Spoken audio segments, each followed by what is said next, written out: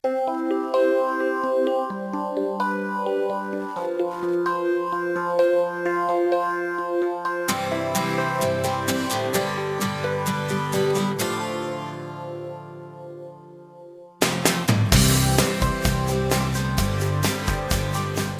entón a Rubén Portas, ele é coordinador comarcal de Verdegaia dunha asociación ecoloxista e tamén do grupo Anduriña. Bo día, Rubén. Hola, bo día. Que tema nos traes hoxe? Hoxe imos falar da migración das aves. É un tema da actualidade, posto que a migración empeza a mediados finales do verán e está entrado ata casi mediados de outono. Pois contanos, tío, que che parezca máis salientable, porque é un tema do que eu, por exemplo, seguramente moita xente das que nos escoita non ten grande idea, sin embargo, o que nos rodea que é importante. Sí, a verdade é que nos rodea máis do que creemos. Agora é unha época en que todas as aves migradoras, algunhas como o cuco, a anduriña, aves bastantes comuns, emprenden o seu viaxe hacia África. Bueno, o cuco e a anduriña concretamente xa o aprenderon, pero hai outras especies que veñen de Suecia, de Noruega, de Holanda, e están agora mesmo en pleno viaxe hacia África. Que labor en concreto se fai neste momento no que ti nos falas que está a migración das aves? Que labor fai xente como, por exemplo, o Grupo Anduriña ao que ti pertences? Sí, a migración podese seguir dende distintas formas. Aí a que facemos nós concretamente é o anelamento, que consiste en colocarlle unha anela a unha ave que colles cunhas redes, tomas o peso, medida ala, certos datos biométricos, o estado de saúde, e a soltamos con esperanzas de que outro anelador volva a coller esa ave e que mire a zona de procedencia. Claro, porque isto é un tema que eu, por exemplo, pois asocio con ver en documentales da televisión e que mellor nos parece como máis lonxano, pero polo que vexo é un traballo que tamén se fai desde aquí. Sí, a verdade é que desde aquí e dende todo o mundo é un método bastante estandarizado e os datos, pois, tanto te poden chegar aves dende México como da Antártida.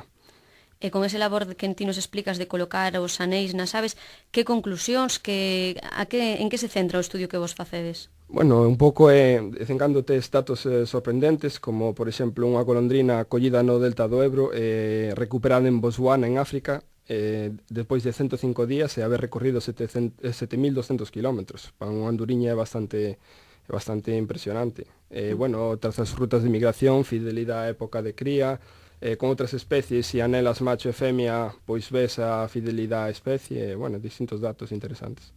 Falamos entón un poquinho máis da migración das aves, por exemplo, contanos, que tipos de migración? Pois, hai distintos tipos. Hai migracións locais que fan, por exemplo, aves dende o interior á costa. Na época de cría están criando no interior, cando as temperaturas refrescan un pouco, pois no inverno acuden á costa. Tamén hai migramentos altitudinales, aves que crían nas montañas e no inverno baixan aos valles. E depois hai aves que migran, pois que cruzan o Sáhara, que é o caso do cuco, da anduriña, salen dende aquí, dende as zonas de cría, van ao Sáhara, cruzan o Sáhara, van a África a pasar o inverno e voltan cada ano. E que maneiras hai de estudiar a migración, estes diferentes tipos que ti nos explicas? Como comentei, o anelamento é unha delas, que actualmente é a que facemos nós. Depois tamén está a observación directa, conteo de individuos, que é a que fan en Tarifa, contan as cegoñas que pasan pola zona. Hai radares que detectan agrupacións de aves, registros acústicos, porque hai aves durante a noite que cando voan, pois emiten certos sonidos. Por vía satélite se poden, aves que lle poñen o típico que se ve un collar e siguen, pois hai collares que emiten, collares GPS que emiten a localización en cada momento. E pois isótopos estables nas plumas, que é un asunto químico un pouco máis complicado.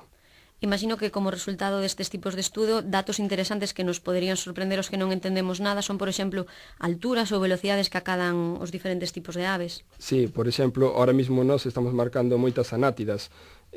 Algo interesante, por exemplo, é ver que o día que abre a caza en Portugal, mogollón de anátidas, patos de distintas, de 4, 5, 6 especies distintas, acuden a Grove, escapando da caza en Portugal, porque hai zonas que se abre a caza en inverno na que son boas áreas de cría dos patos.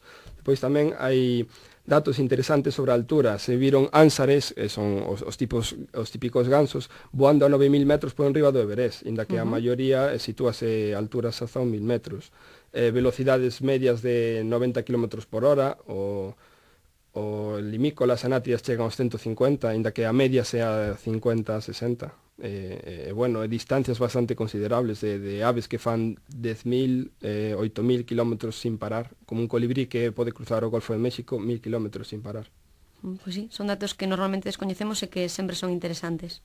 Xa para rematar, algún apunte máis sobre o tema da migración das aves, algo que che gustaría, que quedou por aí no olvido, vexo que ti traes os teus apuntes, algo que quedou no olvido e que che gustaría destacar antes de despedirnos.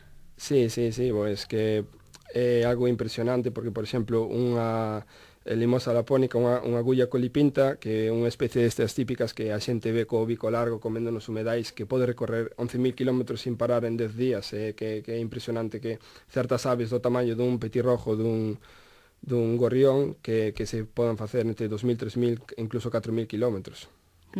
Pois quedámonos con este apunte, xa sabemos un poquinho máis das costumes das aves e da migración das aves que hoxe nos trouxo Rubén. Moitas gracias por vir, esperámoste para a semana. Gracias a vos.